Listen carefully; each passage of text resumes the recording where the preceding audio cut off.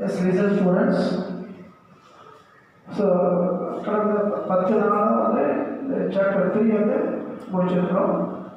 So அவருடைய division overall division of the chapter 3 production analysis சாப்டருடைய division overall division கடந்த 10 நாள் ஆச்சு போர்ஷன் முடிக்கிறதுக்கு. ஸோ ஓவரால் டிவிஷன் சுருக்கமாக வந்து பார்க்க போகிறது. So first of all introduction 3.1 introduction about the production analysis. Production analysis related to involving of production factors of production in the production process or in the manufacturing process. So that was the production analysis. So that was the features of factors of production. So factors of production and there are 4 factors of production, namely labor, capital and organization. ஒரு பொருளை உற்பத்தி பண்ணணும் அப்படின்னா இந்த 4 காரணிகள் இல்லாமல் நம்ம உற்பத்தி பண்ண முடியாது. அதனால தான் நம்ம உற்பத்தி காரணிகள் அப்படின்னு நம்ம சொல்கிறோம். ஸோ இந்த 4 ஃபேக்டர்ஸ் ஆஃப் ப்ரொடக்ஷன் ஃபர்ஸ்ட் வந்து லேண்ட், செகண்ட் வந்து லேபர், தேர்ட் வந்து capital, then organisation. there are 4 factors of production. So அது இல்லாமல் அஞ்சாவது ஒரு ஃபேக்டர்ஸ் ஆஃப் ப்ரொடக்ஷன் இருக்கு, அது வந்து science and technology, research and development. அது வந்து 5th ஃபேக்டர் ஆஃப் ப்ரொடக்ஷன். அது நம்ம சப்ஜெக்டில் இல்லை. ஸோ அதை பற்றி இப்போ தேவையில்லை. ஸோ லேண்டை பொறுத்த வரைக்கும் அதோடைய கேரக்டரிஸ்டிக்ஸ் வந்து 10 கேரக்டரிஸ்டிக்ஸ் இருக்குது. அதுக்கப்புறம் லேபரில் ஒரு 10 கேரக்டரிஸ்டிக்ஸ் இருக்குது. Features, characteristics and qualities all one and the same. இப்போ வந்து 3 மார்க்ஸ் கேட்க what are the characteristics of land. So அதை பற்றி நீங்கள் 3 மார்க்ஸ். அதில் டிஃபரெண்ட் லேபர் ஒரு கொஸ்டின் கேட்கணும், அது வந்து 2 mark question. Then capital, what are the various characteristics of capital? That is also 3 mark question. And organization functions, there are 5 functions there. So all the 3 mark questions are கேட்கலாம். So factors of production பொறுத்த வரைக்கும் features இதை வந்து 2 mark 3 mark questionக்கு எழுதணும், ready ஆகணும்.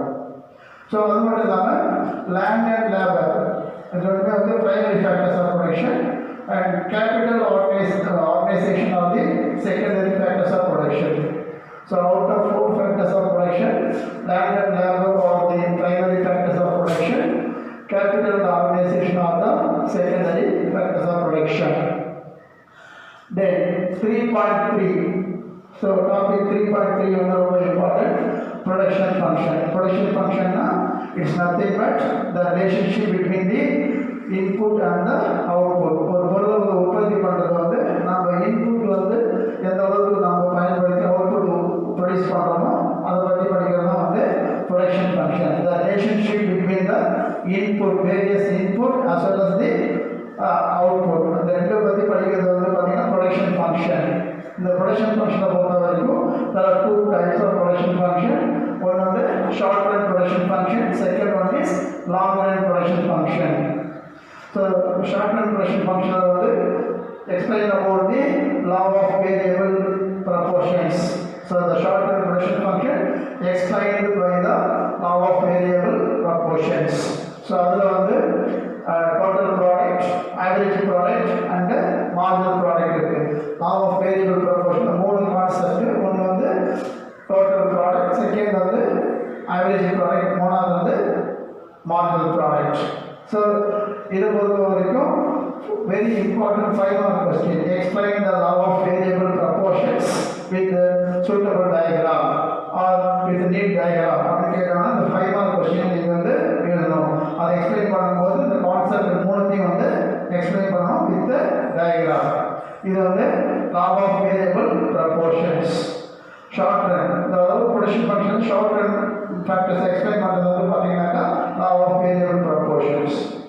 So short term period no variables are changing within the short span of time. அதுக்கு அடுத்து another part is long run production function. Long run production function explained with the law of return to scale. So in the longer period both the variable factors and the fixed factors are remain changing. அப்ப நீண்ட காலகட்டத்தில் நம்ம variable factors change பண்ண முடியும், fixed factors change பண்ண முடியும். So அதனால 3 consequences இருக்கு. ஒன்று வந்து constant return to scale, second வந்து increasing return to scale, diminishing return to scale. Constant return to ஸ்கேல்னா என்ன அர்த்தம்னா எந்த அளவுக்கு நம்ம இன்புட் இன்வால்வ் பண்ணுறோமோ அதே அளவுக்கு அந்த அவுட்புட் கிடைக்கும். அது வந்து constant return to scale. When increasing the input level by 1%, the output also increased by the same 1%. அது வந்து constant return to scale. Increasing return to scale when we are involving input by 1%, we get output more than 1%. Input நம்ம implement பண்ணும்போது 1% பண்ணுறோம், ஆனால் output வந்து அதோட அதிகமாக கிடைக்குது. அது வந்து increasing return to scale. Diminishing return to scale நம்ம 1% இன்புட் இம்ப்ளிமெண்ட் பண்ணுறோம், ஆனால் அதுக்கு கிடைக்கக்கூடிய அவுட்புட் வந்து 1%ஓட வந்து குறைவாக இருக்குது. ஸோ அது வந்து diminishing return to scale. So இதை பற்றி எக்ஸ்பிளைன் பண்ணுறது வந்து law of return to scale. Here also one diagram. This is most important 5 mark question. So shortened production function explain பண்ணுறது law of variable proportions. அதுவும் வந்து important 5 mark question. So இந்த production function வந்து டெஃபினட்டாக ஒரு 5 mark 5 mark questions இருக்கு. ஒன்று வந்து shortened production function, இன்னொன்று வந்து long run production function. Apart from that, one 2 mark question. Define production function. அப்போ 2 mark questions கேட்கலாம். அதே மாதிரி இதில் இருக்கக்கூடிய total product, average product, marginal product, differentiate this 3 அப்படின்னு 3 மார்க்ஸில் கேட்கலாம். Distinguish between the total product, average product and marginal product. அது வந்து 3 மார்க்ஸில் கேட்கலாம். 2 mark question define marginal product அப்படின்ற கொஸ்டினும் கேட்க வாய்ப்பு இருக்குது. ஸோ அதோட வந்து 3.3 ஓவர். தென் 3.4 3.5 இது வந்து 3.4 3.5. அடுத்தது 3.6 economics of scale. Economics of ஸ்கேல்னா என்ன இருக்கும் அப்படின்னா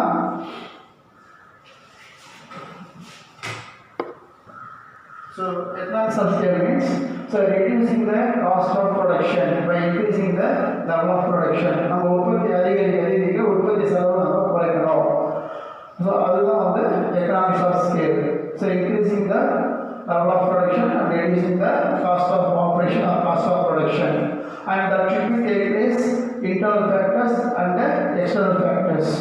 அந்த சிக்கனத்தை வந்து நம்ம வந்து மேற்கொள்ளணும் அப்படின்னாக்கா என்னென்ன ஃபேக்டர்ஸ் இருக்குது, அக காரணிகள் அண்ட் வெளிப்புற காரணிகள், அதாவது உட்புற காரணிகள் வெளிப்புற காரணிகள் சொல்லுவாங்க. Internal factors and external factors. So இது வந்து பார்த்தீங்கன்னாக்கா technical economics, financial economics, managerial economics, labour economics, marketing economics, survival of economics, இதெல்லாம் வந்து பார்த்தீங்கன்னா இன்டர்னல் ஃபேக்டர்ஸ். அதாவது எந்தெந்த வகையில் வந்து நம்ம பொருளாதார சீக்கிரத்தை நம்ம கடைபிடிக்க முடியுன்றத நம்ம இன்டர்னல் ஃபேக்டர்ஸ் மூலமாக வந்து அந்த கிளாஸ் நம்ம டீட்டெயிலாக பார்த்தோம். அது வந்து 6 ஃபேக்டர்ஸ் இருக்குது. அதுக்கடுத்தது எக்ஸ்டர்னல் ஃபேக்டர்ஸ், வெளிப்புற காரணங்கள் சொல்லும்போது எந்தெந்த வகையில் சீக்கிரத்தை கடைபிடிக்கலாம். What are the various factors which reduce the cost of operation regarding the external factors of production? அதாவது transport, banking, development of township and development of information and technology. இது வந்து இது மூலமாகவும் நம்ம வந்து உற்பத்தியை அதிகரிக்க முடியும்.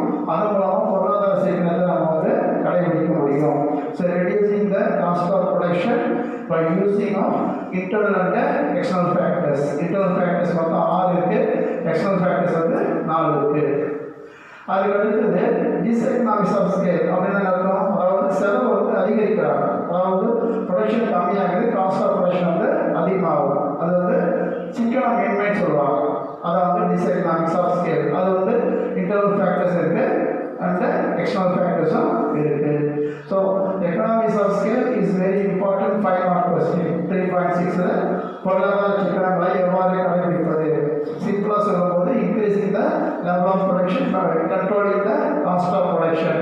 உற்பத்தி செலவு குறைச்சி உற்பத்தியை வந்து இன்க்ரீஸ் பண்ணணும். அந்த production goes on increasing the cost of production comes down. அதுக்கு வந்து இன்டர்னல் ஃபேக்டர்ஸும் காரணமாக இருக்குது, எக்ஸ்டர்னல் ஃபேக்டர்ஸும் காரணமாக இருக்குது. So economics of scale is very important 5 mark question. So 3.6 over. Then 3.7 வந்து டிஸ்எக்கனாமிக்ஸ் ஆஃப் ஸ்கேல். அதாவது சிக்கனமையை கடைபிடிக்க முடியாத சூழ்நிலைன்னு சொல்லிட்டு internal factors and external factors. That is also another 5 mark question. Then 3.8 means isoquant. Iso is a Greek word which means equal. Quant means quantity. About by using of various factors of production with various combinations. So the factors of production different combination replace பண்ணி எப்படி வந்து same level of production வந்து achieve பண்றது அதை பத்தி படிக்கிறதா வந்து isoquant. So achieving of the same level of output by implementing different combination of factors of production. உற்பத்தி காரணிகளுடைய காம்பினேஷனை மாற்றி உற்பத்தி வந்து அச்சீவ் பண்ணுறது அதுதான் வந்து isoquant. ஸோ அதில் வந்து meaning, what is the meaning and definition of isoquant. Then schedule.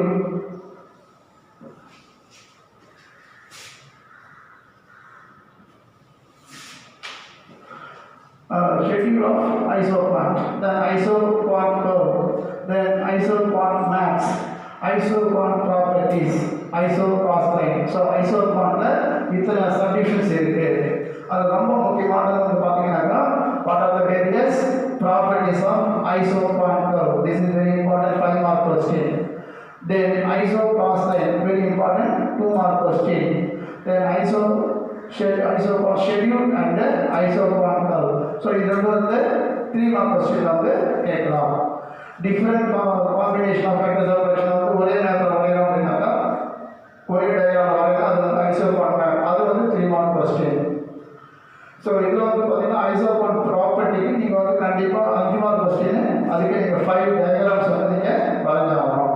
For example வந்து isoquant curve convex to origin first வந்து பார்க்குறோம். அதுக்கப்புறம் isoquant curve moving negative slow from left to right, அது negative slow first quality. Second வந்து பார்த்தீங்கன்னாக்கா isoquant convex to the origin, third second property. Third வந்து பார்த்தீங்கன்னா isoquant not touch with the each isoquant curve. ரெண்டு isoquant இருக்கும், ரெண்டு வந்து ஒன்று இன்டர்செக்ட் பண்ணிக்காது. அதே மாதிரி isoquant not touch with the either axis, x axis y axis வந்து டச் பண்ணாது. அதுக்கப்புறம் வந்து பார்த்தீங்கன்னா அப்பர் கர்வ் லோயர் isoquantனா அப்பர் வந்து அதிகமான உற்பத்தியை கொடுக்கும். So Appar curve gives the more output, gives the more output. So இது வந்து பார்த்தீங்கன்னாக்கா properties of isoquant is very important 5 mark question. Then isoquant line 2 mark question. So we will end up 3.8 and 3.9 பார்ப்போம் isoquant line. அது 3.10 3.10 வந்து பார்த்தீங்கன்னா producer equilibrium. அப்போ உற்பத்தியாளர் வந்து சமநிலை சொல்லுவாங்க. ப்ரொடியூசர் ஈக்விலிபிரியம் அர்த்தம் உற்பத்தியாளர் சமநிலை. அதை வந்து எந்த அளவில் வந்து அவங்க வந்து ப்ராஃபிட் மேக்ஸிமைஸ் பண்ணுறாங்க, அதிக அளவில் வந்து உற்பத்திக்கு லாபத்தை அடையிறாங்க, அப்படி சொல்கிறது தான் வந்து producer equilibrium. So this can be possible by way of increasing the production level, profit maximization and minimization of cost of production. The producer equilibrium concept content என்னன்னு பார்த்தீங்கன்னா minimization of cost of production and maximization of profit. உற்பத்தி செலவு குறைக்கிறது மூலமா வந்து உற்பத்தியை அதிகரித்து ப்ராஃபிட்டை வந்து மேக்ஸிமைஸ் பண்ணுறது. So minimization of cost of production and maximization of production or profit, அதான் வந்து ப்ரொடியூசர் ஈக்விலிபிரியம். ஸோ அதுக்கு வந்து டயக்ராம் வந்து அதை எக்ஸ்பிளைன் பண்ணணும். அதுக்கு சில கண்டிஷன்ஸ் இருக்குது. ஸோ அது வந்து 2 mark question. What are the various conditions for the producer equilibrium? That will be 2 mark question. Then producer equilibrium is a very important 3 mark question. So இது வந்து ஒரு 2 mark question 3 mark question வந்து கேட்கலாம். producer equilibrium. Then 3.11 Cobb-Douglas production function. So Cobb-Douglas production function வந்து very important 3 mark question. So இது வந்து பார்த்தீங்கன்னா there are 3 important returns. ஏற்கனவே நம்ம பார்த்துட்டோம். constant return to scale, increasing return to scale, diminishing return to scale. So அதில் வந்து பார்த்தீங்கன்னா இந்த Cobb-Douglas production functionல என்ன செய்யணும், ரெண்டு மட்டும் தான் வந்து எக்ஸ்பிளைன் பண்ணியிருப்பாங்க. ஒன்று வந்து கான்ஸ்டன்ட், இன்னொன்று வந்து increasing return to scale. Diminishing return to scale வந்து இதை வந்து எக்ஸ்பிளைன் பண்ணலை. அதாவது ஒரு ஃபேக்டர்ஸ் ஆஃப் ப்ரொடக்ஷனை நாங்கள் ஒரு குறிப்பிட்ட அளவுக்கு மட்டும்தான் நம்ம ஆல்டர்னேட் பண்ணி ஓரளவுக்கு நம்ம உற்பத்தி பண்ண முடியும். அதுக்கு மேலே வந்து அந்த காம்பினேஷனை அதை பற்றி படிக்கிறது வந்து Cobb Douglas production function. So the two economics namely Cobb and Douglas இந்த ரெண்டு பேரும் எக்ஸ்பிளைன் பண்ண ப்ரொடக்ஷன் ஃபங்க்ஷன் தான் வந்து it take to account only the constant return to scale and increasing return to scale, not discuss about the diminishing return to scale. அதோட 3.11 over இது வந்து ரொம்ப ரொம்ப இம்பார்ட்டன்ட் 3 மார்க் கொஸ்டின். அடுத்தது 3.12 law of supply it's very very important topic in concern with the 2 mark 3 mark as well as 5 mark question. Law of supply meaning and definition. What is the meaning means increasing the level of supply of commodity depends upon the prices of commodity. பொருளுடைய விலை அதிகரிக்க வந்து supply அதிகரிக்கும், பொருளுடைய விலை குறையும் போது supply வந்து குறைச்சிடுவாங்க. அதுதான் வந்து law of supply. Depends upon when the prices increased the supply increased, when the price decreased and the quantity of supply also decreased. This is known as law of supply. Then இது வந்து பார்த்தீங்கன்னா supply function. Then assumption, supply function ஒரு 3 mark இருக்கு, assumption வந்து ஒரு 8 points இருக்கு. Then prepare a schedule for supply as well as diagram. So these are all the 5 mark question. So supply function, assumption, schedule and diagram, 5 mark question. Then factors affecting supply. So there are 9 points. Supply ஓட அளவு தீர்மானிக்கக்கூடிய காரணிகள், அது மொத்தம் 9 points இருக்கு. That is very important 3 mark question.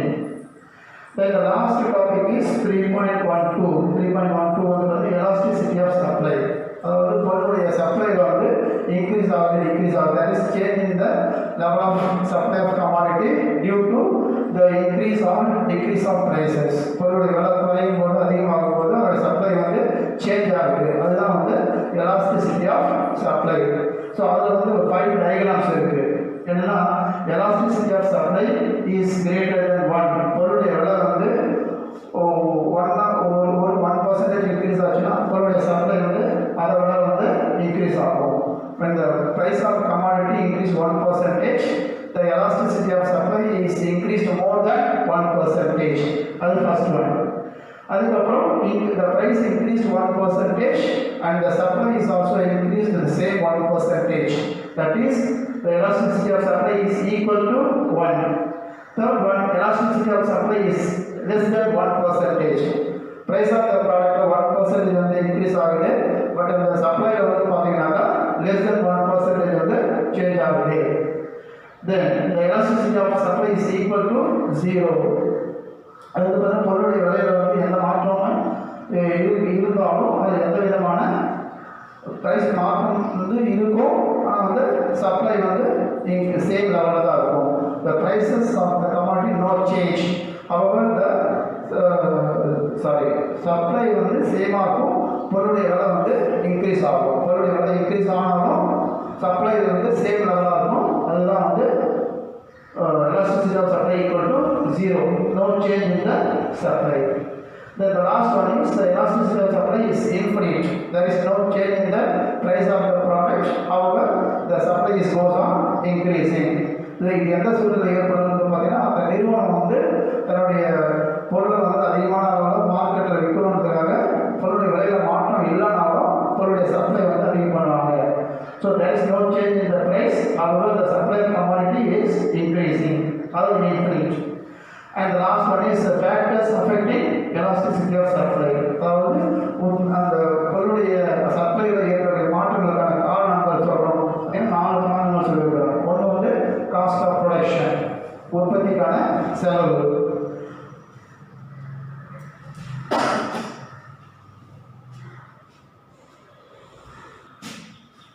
So factors affecting elasticity of supply, 4 points பார்ப்போம். So அது வந்து பார்த்தீங்கன்னா நேச்சர் ஆஃப் கமாடிட்டி. ஒன்று வந்து durable products and other one is perishable products. Second வந்து காஸ்ட் ஆஃப் ப்ரொடக்ஷன். தேர்ட் வந்து technical factors regarding the latest technology and traditional technology, modern methods of production and traditional methods of production. அது third reason. And the fourth one is time factor. Time factor பொறுத்த வரைக்கும் very short period and very long period. So இந்த காலகட்டத்தில் வந்து factors elasticity of supply வந்து எப்படி இருக்குன்றதை நாம் பண்ணலாம் பார்த்தோம். So this is a detailed flow chart which explains about the production analysis. So because it is end of the third chapter named as production analysis. So if you are covering this all the topics, you may attend the 1 mark question. எந்த 1 mark question நீங்க வந்து எழுத முடியும். இந்த 12 topic வந்து நீங்க தரவா பார்க்கலாம். ஸோ உற்பத்தி அனாலிசிஸ், உற்பத்தி பகுப்பாய்வு இதோட முடிஞ்சிச்சு. அடுத்த கிளாஸ் வேறு சாப்டர் பார்க்கலாம். தேங்க்யூ.